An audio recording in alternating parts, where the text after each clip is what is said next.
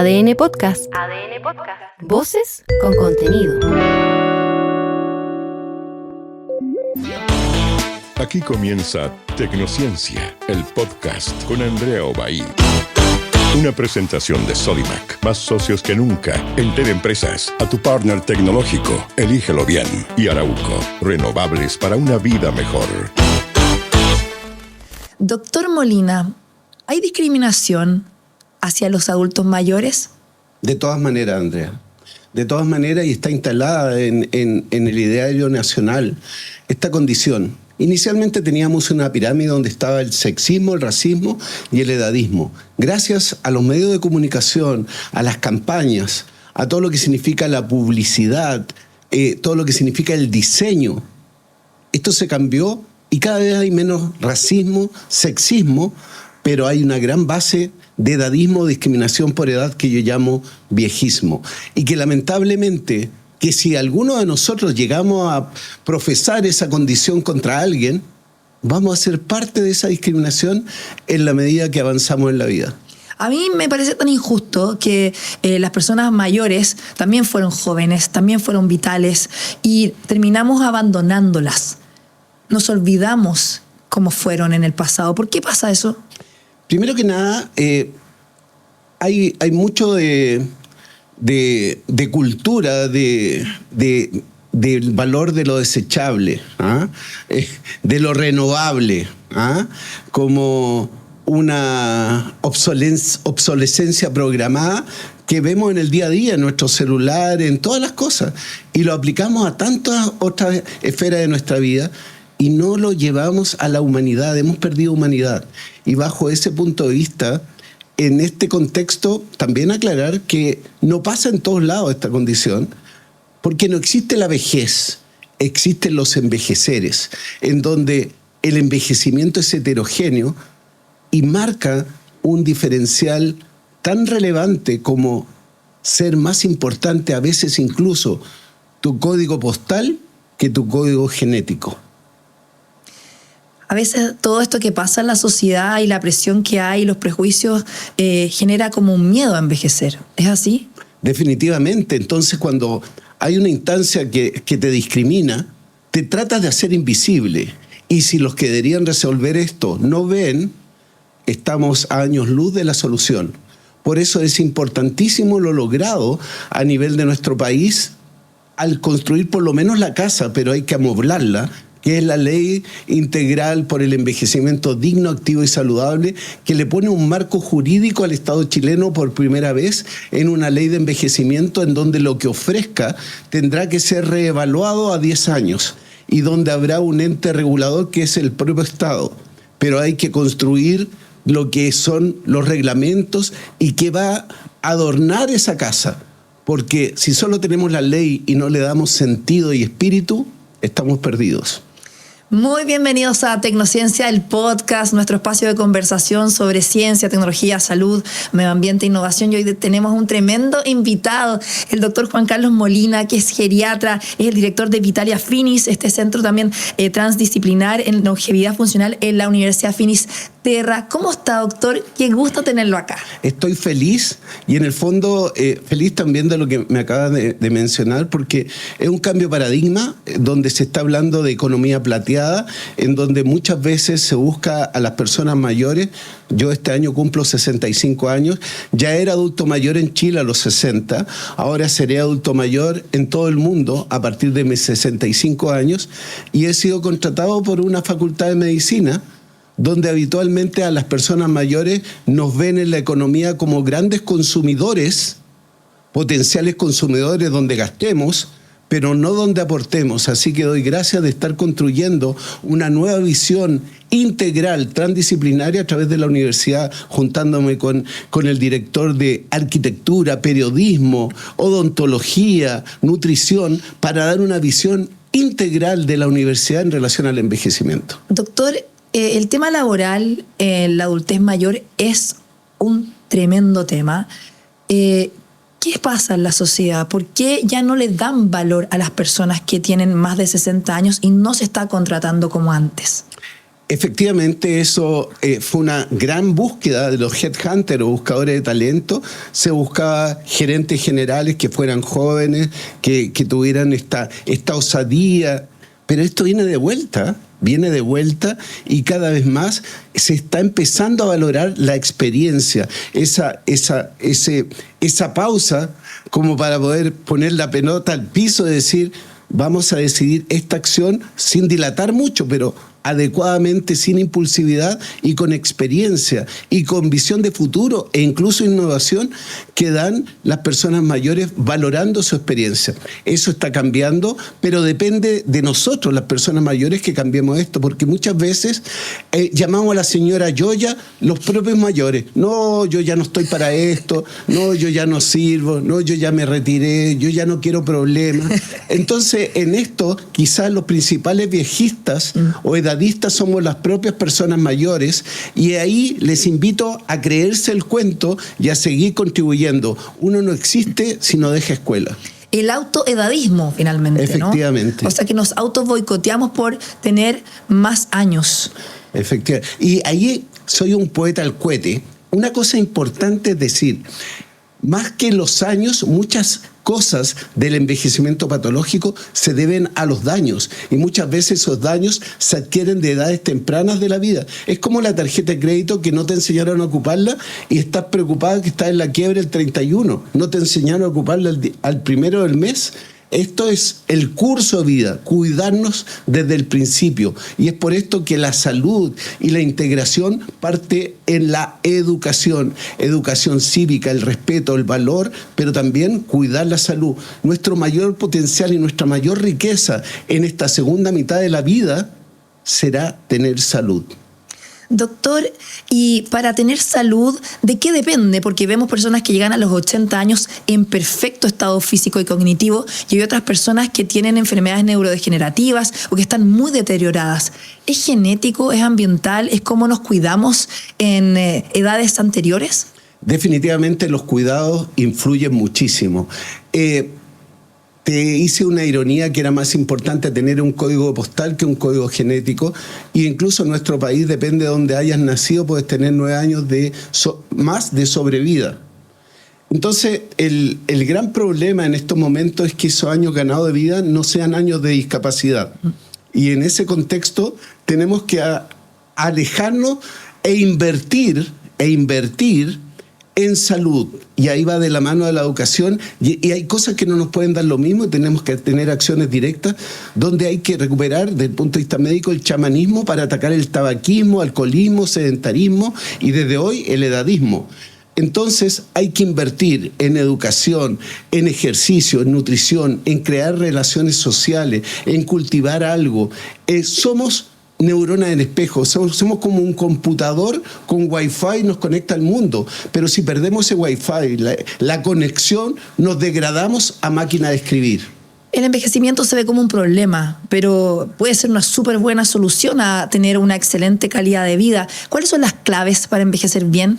Las claves para el envejecer bien, bueno, es cuidarse durante la vida, tener una disposición, un propósito. El propósito es como, no saco nada con tener mi auto lleno de benzina si no tengo un Waze donde ir, ¿no es cierto? Llevándolo a la tecnología actual. Tener dónde ir, qué hacer, con quién conectarme, pertenecer a algo, conocer mis números de riesgo, porque dependiendo de mis riesgos yo me cuidaré, y no es ser agresivo, sino ser adecuado. A mayor riesgo, mayor protección. Entonces, es no hacer carrera contra las luces rojas, no cultivar hábitos de vida inadecuados y sí cultivar los adecuados. Dormir bien, comer sano, hacer actividad física, no fumar, conocer tus números. Y esto te lleva a valorar la trascendencia de esto tan relevante como el dormir, como el comunicarte, como conjugar el verbo to be, ser, en vez de tener to have o tener. Es más importante ser que tener. Y en esta búsqueda consumista muchas veces perdemos los valores que nos dan sentido a la vida. Cuando se acaban las oportunidades laborales en la tercera edad, aunque puedas estar jubilado, ¿cómo te afecta cognitivamente? ¿Cómo acelera el deterioro? Definitivamente hay instancias de autoflagelación que te pueden llevar a estados anímicos de caer en abandono personal, en depresión, en deterioro cognitivo, pero va a depender un poco del trabajo que hayas realizado y el reconocimiento a ese trabajo. Entonces, lógicamente, a alguien que ha tenido un trabajo extenuante en una mina, no le podemos pedir que perpetúe ese trabajo y es de goce llegar a un término de cese esa actividad, pero hay una serie de actividades que tú pudieras seguir trabajando y lo vemos ahora, donde incluso el Estado chileno está siendo uno de los más edadistas, a donde grandes profesores que siguen aportando en el conocimiento les dan, como los yogur, una fecha de término a los 75 años. Y resulta que las expectativas de vida son cerca de los 80, 85 años. Por lo tanto, si esa persona pudiera transferir experiencia, pudiera ser el mentor de algo, estamos desaprovechando experiencia. Cada vez que fallece una persona mayor, se quema una biblioteca. Y en eso tenemos que aprender a valorar, a querer, a entender, y entender que las velocidades son distintas, porque estamos en la tiranía de la instantaneidad. Y por lo tanto, esa latencia puede ser la cuota de pausa que necesitamos para volver al centro de la humanidad. Pero ¿quiénes son los que instalan los prejuicios contra la vejez? ¿Es la sociedad? ¿Son las autoridades? Porque muchos dicen que ya no se puede trabajar a cierta edad porque no tienes la capacidad motora, porque no tienes la capacidad cognitiva, y te terminan limitando no porque tú estés viejo, sino porque creen que estás viejo. Volviendo a estas poesías o rimas al cohete que digo yo, me voy a remontar al año 2010. Era presidente de la Sociedad de Geriatría y Gerontología y escuché al superintendente de ISAPRES decir: por culpa de los viejos, los jóvenes tienen que pagar más en sus programas de ISAPRES. Y me paré frente al Tribunal Constitucional y a unos levitos contra el edadismo, donde logré demostrar que la salud es la función. No llegar a ser la función es una enfermedad o disfunción, y ella nos puede llevar a la defunción. Y en este contexto, un auto puede tener 80.000 kilómetros, pero si no estoy en pana, funciona. El eje a evaluar es la función. Por lo tanto, si funcionamos física, mental y socialmente, estamos sanos. Entonces, tú puedes tener hipertensión controlada, puedes tener diabetes controlada y estás funcionando y aportando a tu sociedad. Y es el cambio de paradigma para que nunca más se discrimine por edad. Es donde la funcionalidad debe mandar por sobre todas las cosas. ¿Y cómo se puede medir esa funcionalidad para no meter a todos en el mismo saco solamente por un número? En este contexto, en el tema geriátrico, yo soy jefe de geriatría de la Clínica Metz, se hacen evaluaciones geriátricas integrales que buscan entender que la mesa es mucho más potente con 4 patas. Un enfoque médico, social, funcional y mental. Cuando tú tratas de levantar una mesa en una pata, la puedes levantar, pero requiere mucho equilibrio e inestabilidad posterior.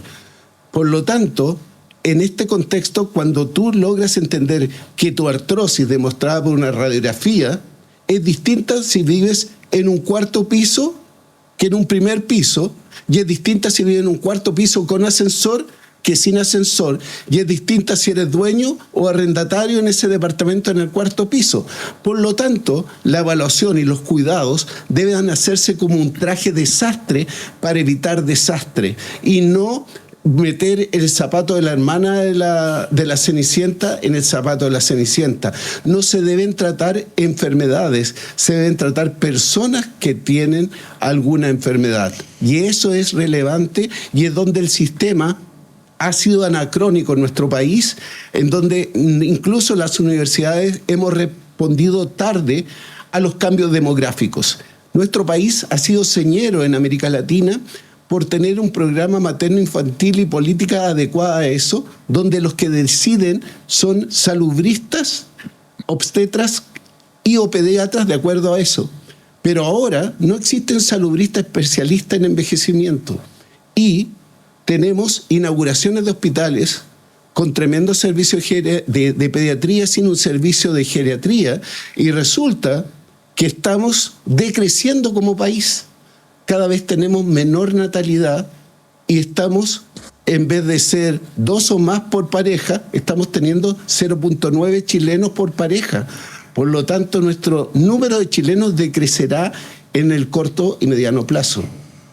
¿Cómo incide la baja natalidad en Chile y también en el mundo para que aumente una sociedad que va a ir envejeciendo? ¡Wow! Implica cambios de paradigmas en donde, para mí, soy promotor de la solidaridad. Odio la caridad, donde haya una verticalidad por mi acción. Creo en la solidaridad. En este contexto, papá Estado no estará. Papá Estado no estará y de nosotros dependerá cómo será mi vida. Y en eso me tienen que educar desde temprano para poder invertir en mi salud, porque si no voy a llegar quebrado a la medianía de la vida y viviré mucho tiempo de la mano de la discapacidad, de la soledad, de una serie de elementos que no me logré preparar.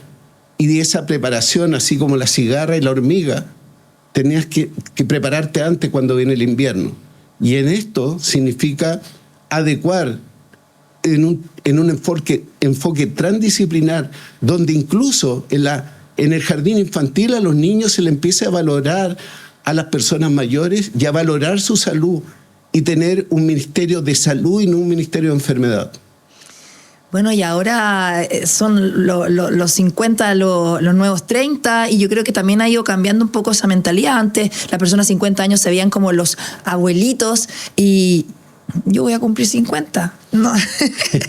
Pero eso a veces de estigmatizar con abuelitos, sí, te voy a retar. Sí, por eso le digo, porque también están esas palabras que están mal usadas. Están mal usadas porque puedes tener la edad que tiene yo soy abuelo, pero pudiera no ser abuelo y me digan abuelo. Entonces, a esa persona hay que tratarla como le gustaría que le digan y no como estereotipadamente le decimos, y donde la situamos, que al envejecer es asexuado, no sirve para nada, y es abuelo, o llegas al momento de dejar de trabajar y te suben a un escenario sin guión, y la sociedad te da el guión poniéndote el rol de enfermo o de abuelo. Pero ¿de dónde nacen todos estos estereotipos en los adultos mayores? ¿Cómo se pueden derribar? ¿Lo digo o no lo digo? Porque te llega cerca. Viene del periodismo, del diseño y de la publicidad. Es ahí donde hay que actuar y desarrollar media training para todo lo que significa el cambio cultural, donde no digamos al abuelo de 60 años se lo comieron los perros, o destaquemos lo negativo de lo que es envejecer, porque hay una oportunidad. Y esta oportunidad se da en todos los ámbitos, que ocupen los espacios como liderazgo, siendo líderes y no arroz graneado. Pero para eso nosotros mismos nos tenemos que creer el cuento y ganar los espacios, porque no nos van a abrir las puertas. No estoy diciendo tirar huevos, estoy diciendo demostrar con el ejemplo que somos parte de esta sociedad, y esta sociedad debe ser para todas las edades, incluyéndonos, pero también hacernos incluir.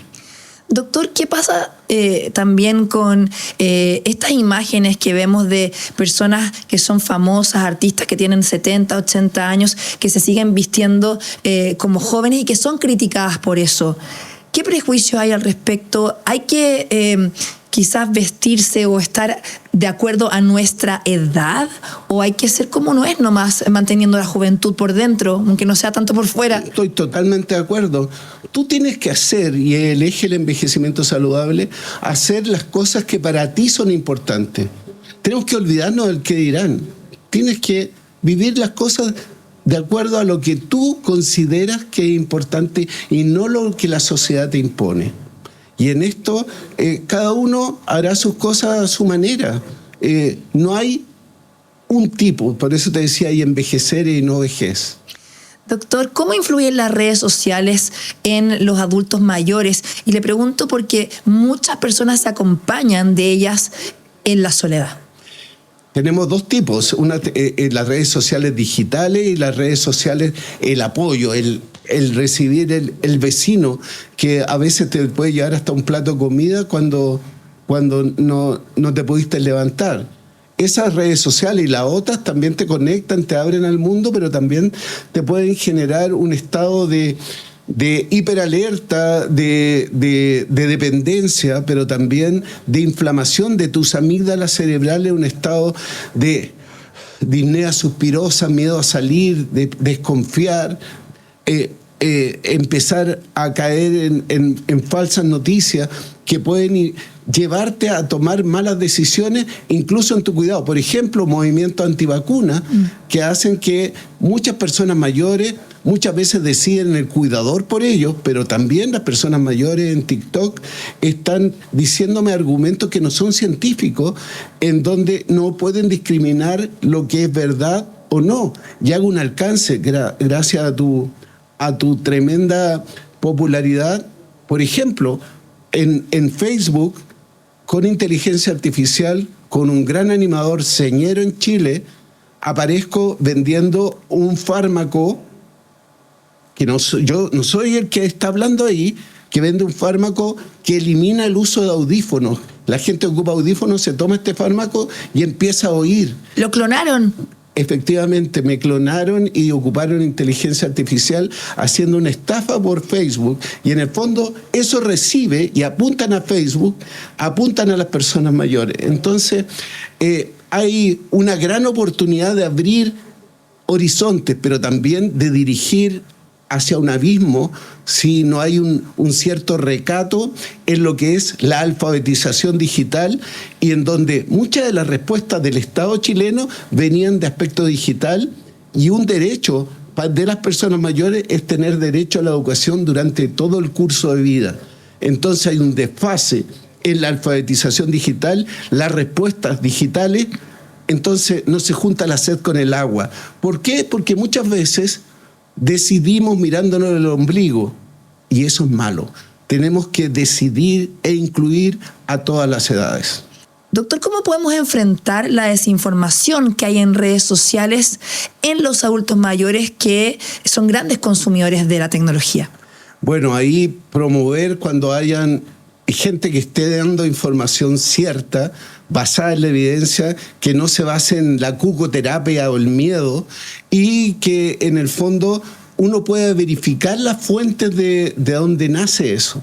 Entonces ahí se instalan educadores, o que en vez de Key Opinion Leader se llaman DOL o Digital Opinion Leader, que pudieran educar, que pudieran dar un resguardo, pero igual están expuestos a que les llegue desinformación o información errónea. Pero en lo que es salud, ojalá siempre certificar con las fuentes adecuadas. Y acá en Chile, nuestro Ministerio de Salud, nuestro Instituto de Salud Pública son las mejores fuentes a las cuales recurrir. Si hablamos de las redes de apoyo, ¿cuál es el rol de la familia con los adultos mayores, ya sea en la educación digital, en el cuidado? ¿Qué hay que hacer? Es fundamental durante la vida generar vínculos. Se da también que por oportunidades muchas veces puedes tener 10 hijos, y los 10 hijos recibir oportunidades y no estar en tu ciudad natal o no estar en tu país. Y tú le preguntas, ¿tiene hijos? Sí. Y resulta que los 10 hijos están fuera de Chile. Entonces es fundamental familia, y a veces esa familia no necesariamente es la familia sanguínea. Y ahí, volviendo a las redes sociales, ahí tienen un rol importantísimo el pertenecer a algo. Ahí el capitán del equipo de fútbol, la señora del centro del adulto mayor, el líder comunitario, pasa a ser importantísimo para atacar una pésima compañía que se ha hecho evidente, y que incluso países desarrollados como Gran Bretaña y Japón han hecho subsecretarías y ministerios, que es atacar la soledad. Es una pésima compañía y está matando en el mundo el equivalente al cigarro, y de 2 fumadores, 1 muere producto del cigarro. O sea, la soledad mata. La soledad mata, aquella que me imponen más que yo haber escogido, porque yo puedo también buscar la tranquilidad para leerme un libro, quiero menos bullicio. Yo escogí esa soledad, pero hay soledades impuestas que se te dan por instancias de discriminación, alfabetización digital que no tengo, o que fallece mi pareja, o se fueron mis hijos, y no tengo capacidades, habilidades sociales para generar nuevos vínculos. ¿Por qué mata la soledad? Mata porque te altera, desde el punto de vista neurobiológico, tu eje relacionado a la alerta y al cortisol. Fundamentalmente hay determinantes que hacen que estés más propenso al infarto, a no alimentarte, a caer en depresión, en fenómenos también aterotrombóticos donde un coágulo puede tapar una arteria. Vale decir, cuando dicen se murió de pena, de repente puede hacer. Las plaquetas tienen receptores para la serotonina, un mediador del ánimo, y cuando está la serotonina es como un rondín que hace que las plaquetas no se junten, y el rondín en un parque dice ya, vuelvan a la casa. En cambio, si no está el rondín, se juntan a tomar piscola en la esquina. Entonces se apelotonan las plaquetas, forman un trombo, tapan la arteria y viene un fenómeno isquémico y el fallecimiento. Los adultos mayores que están en estas casas de reposo o en los ELIAM o también en departamentos con cuidadores que no son sus familiares, ¿tienen más riesgos entonces de fallecer por soledad? Voy a unir varias cosas. Reposo mata. El reposo mata. Entonces le vamos a llamar ELEAM desde ahora en adelante, establecimiento de larga estancia, porque el reposo mata. Entonces, a mover el cuerpo y el alma como consejo. Definitivamente, no hay mejor lugar para una persona que su hogar, siempre que los cuidados que requiera son 24/7 a un mismo nivel. Pero si no se le pueden dar, no hay que tener culpas y hay que buscar una instancia donde sí se le puedan dar estos cuidados. Y ahí otro factor, que es la capacitación del recurso humano, porque muchas veces vienen de la mutación de haber sido una asesora del hogar, con asistencialismo pasan a ser cuidadoras.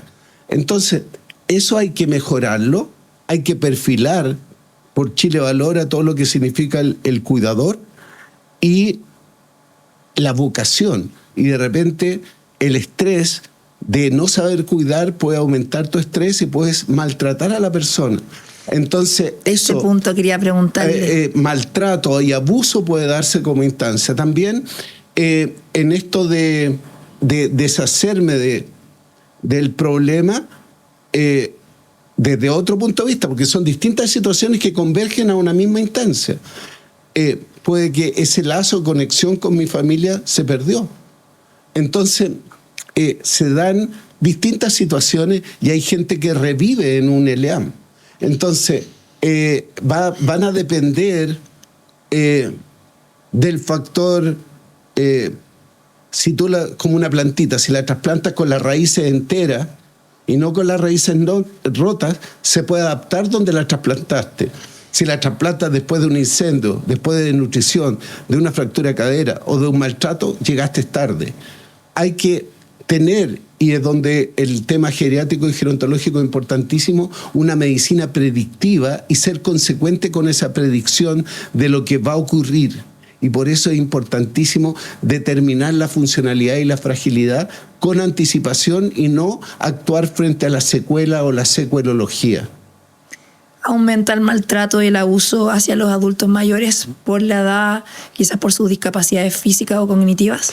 Fundamentalmente por las cognitivas, pero aumenta. Y aumenta también si es que yo tengo elementos viejistas y yo tuve a alguien que me maltrató siendo persona mayor, puedo ver representado en esa persona, o el no entender. Por ejemplo, en el Alzheimer, tú tienes una condición que si tu desarrollo viene desde la corteza, que puede estar bombardeada, te puede costar hablar. Sin embargo, si viene desde la emotividad, sea el enojo o la alegría o cantar, puede hablar perfecto. Entonces esa persona, al estar enojada, esa persona que no le podía decir nada, ahora le habla y le dice un garabato, dice, esta señora se está haciendo, y le dan y le confieren de que esa señora con demencia se está haciendo, pero para tratarla mal a ella sí puede hablar y no entiende la enfermedad y vienen manos de vuelta. Entonces se requiere una supervisión, un ratio de cuidadora, cuidado, dependiendo del nivel de dependencia, para que no caigan en el estrés, y estar siempre presente, evaluando y contraevaluando nuestros sistemas de atención para ver si la humanidad, el respeto valórico y los derechos de las personas de principio a fin se están cumpliendo. ¿Cómo desarrollamos más paciencia y más empatía con los adultos mayores, sobre todo en una etapa cuando hay falta de control de esfínteres, hay enfermedades neurodegenerativas como el Alzheimer, la demencia? Buscar empatía con uno mismo, saber que no las puede hacer todas, saber que para cuidar hay que cuidarse, y de repente hay instancias que he determinado en mi práctica profesional que se llaman los falsos ángeles. Los falsos ángeles que no permiten que nadie más cuide porque hay una ganancia por cuidar a esa persona, económica, ocupar la casa, etcétera, una herencia. Pero la mayoría de las veces esa persona lo que requiere es una posta. Es una posta, pero muchos no están, o el hijo que está lejos encuentra que ella lo está haciendo mal. Digo ella porque la palabra cuidador no existe tanto como la palabra cuidadora. Sí. Es una mujer la que cuida de mediana edad, que ha dejado de trabajar para cuidar y nadie le reconocía el hecho de cuidar. Tenemos que darle el espíritu a la ley de cuidados, humanizar esa ley de cuidados y entender que hay personas que cuidan 36 horas al día, que pierden los contactos sociales, que requieren asesoría legal, que requieren un abrazo, que requieren apoyo para comprar el pan, etcétera, en donde a veces sabemos lo que está pasando en Gaza a través del cable y no sabemos que en el departamento del lado hay una persona mayor sufriendo. Dejemos de mirarnos el ombligo y apliquemos la solidaridad como un elemento sustancial y volver al ser humano al centro como eje de acción en lo que significa nuestra humanidad. Doctor, ¿qué pasa en nuestro cuerpo a nivel fisiológico que envejecemos? Y algunos envejecemos mal y otros envejecemos bien. Todos vamos a envejecer, salvo que nos perdamos este camino maravilloso que es la vida. Trataremos de envejecer biológicamente y no patológicamente, que llega a este constructo de pensar que envejecer es enfermar. Ocurren cambios como adelgazar tu piel, que te aparecen las venas, no porque te aparezcan las venas, sino porque ahora es tan delgada la piel que se notan las venas. Por lo tanto, era un traje de buceo que cada vez es más delgado. Por lo tanto, ya no puedo sacar locos porque me da frío. Quiere decir esto que pierdo capacidades de termorregulación, que tiene trascendencia con los cambios climáticos, y en este contexto estamos expuestos a cambios climáticos por el frío y por el calor, en donde esa persona, por envejecimiento, va a tener menor capacidad de tener sed. Y la única manera de termorregular bien es tener una buena hidratación y no toman agua. Por lo tanto, están expuestos a hipertermias, golpes de calor e hipotermia. Entonces, bajo esta perspectiva, tenemos que abrigarnos nosotros con capas más que abrigar el ambiente, estar al lado de una estufa. Tenemos que hacer actividad física, tenemos que ventilar las casas, tenemos que desarrollar una serie de cambios. Por ejemplo, nuestras papilas gustativas, el gusto por lo dulce, el Berlín que me comía en el Instituto Nacional en quinto básico, es igual de rico ahora. Pero la cazuela de mi abuela, a lo mejor ahora la encuentro sin sal. Se me va atrofiando el gusto por lo salado, lo amargo y lo ácido. Por lo tanto, recurro al salero. Y eso hace que mi hipertensión sea más difícil de manejar. ¿Por qué? Porque tengo fenómenos de palativos alterados. Entonces ahí hay que sugerir a las personas que ocupen matico, comino, otras cosas para sazonar en vez de meterle sal. Por lo tanto, requiere una educación para entender el envejecimiento normal y patológico, y no llenemos de pastillas a la vejez, ni le digamos a la enfermedad, mírese el carnet. Y es ahí donde aparece el edadismo, incluso en el área de la salud, en donde de 27 facultades de medicina, solo 7 tienen en pregrado conocimiento de envejecimiento. Entonces, ¿cómo vas a pedirle que te atiendan un auto chino si están expertos en Fiat 600? Vas a tener que preguntarle a los profesionales dónde estudiaste. Entonces, es ahí donde el anacronismo de las políticas públicas universitarias están atrasadas. Y es por esto el impacto que vamos a hacer con Vitalia Finis para dar un prototipo que ojalá lo copien en toda América Latina. ¿Cuál es ese? Es un prototipo en el cual haya minors de arquitectura que pasen para entender el tema, cómo hay que hacer las casas del futuro, o enfermería vaya a arquitectura y cómo puedan hacerse un LEAM etcétera. Entonces, esas interacciones y esa generación que conviva con el envejecimiento desde otra perspectiva, como una oportunidad, incluso de negocio, vea la respuesta que requiere el país frente a un mundo envejecido. El año 2050, 1 de cada 3, no sé si llegue, seremos personas mayores. El año 2070, la mitad de los chilenos serán personas mayores. Ahí no llego. Entonces, estamos hablando, y he hablado siempre que viene el lobo, y el lobo ya llegó. Somos un país envejecido en donde en octubre del 2018, en un titular de un diario nacional, dice, por primera vez las personas mayores de 60 años son más que los menores de 14. Como en Europa. Y nos acercamos donde las muertes superarán a los nacimientos. Y no es que sea mago ni brujo, es lo que está ocurriendo. ¿Y qué se puede hacer? Frente a esa perspectiva, tenemos que dar instancias para mejorar la natalidad. Tenemos que tomar acciones para proteger y cuidar el trabajo de la mujer. Yo rindo homenaje a la mujer. Muchas veces decíamos, ¿qué monumento debería estar donde habían sacado un monumento en el centro de la capital? Ese monumento era para la mujer, que tiene que responder en todas las áreas. Entonces, ¿cómo vas a querer tener hijos si te cuesta tanto educarlo?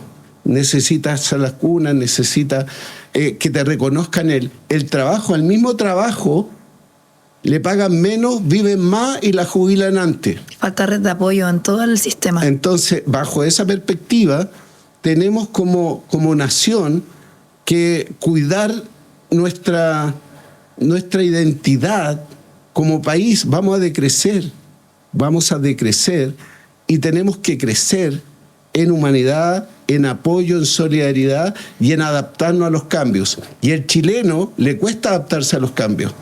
Le dan miedo los cambios, rechaza los cambios, pero lo único permanente es el cambio. Hay que gobernar el cambio. Y esa gobernanza actualmente es poder sobrellevar el envejecimiento como una oportunidad y no como un problema. Doctor, a muchas personas les da miedo envejecer y llegar a la vejez porque se acaba la vida y se acerca la muerte. Wow. ¿Cómo enfrentamos ese tema? Hablando de ella, tomando temáticas de apoyo, se habla, por ejemplo, de la eutanasia. Y la eutanasia entendida como una inyección que acaba la vida. Pero hay que desarrollar que esa no sea la única opción. Que yo tenga un cuidado de final de vida de tal apoyo que no es necesario. Porque cuando uno nace adquiere una enfermedad mortal que se llama vida. Es irremediable. Tengo que hablar directrices anticipadas, lo que quiero para mi muerte, que ir cerrando capítulos, y eso es perderle el miedo a la muerte, pero también que el sistema me apoye para que no tenga dolor, para que tenga apoyo espiritual, para que tenga apoyo de cuidadores, para que yo también, si decido morir en mi casa, pueda morir en mi casa y no que me lleve un SAMU a morir en un servicio de urgencia, porque era irremediable esa condición de muerte. Entonces, hay todo un desarrollo que tenemos que empezar a tocarlo de una manera consciente y no negarlo, que es relevante abordarlo integralmente. Pero es que al final el miedo a envejecer también tiene que ver con el miedo al abandono, el miedo a quedarme sin capacidades cognitivas. Son muchos miedos y que terminan afectando la salud mental, y eso también va a generar un deterioro más progresivo. Por eso la contención es importante y por eso necesitamos las redes sociales, volver a la confianza, volver al abrazo, poder mirarnos a los ojos, poder tener un tiempo para conversar y no haber desperdiciado este momento mirando pantalla y comunicarnos en un metaverso teniendo la oportunidad de contactar nuestras almas. Yo siempre iba a ver a mi abuela todos los domingos y la acompañaba a almorzar y era un bálsamo para su alma, y solo una llamada, solo una visita, se sentían queridos, se sentían escuchados, se sentían que todavía existían.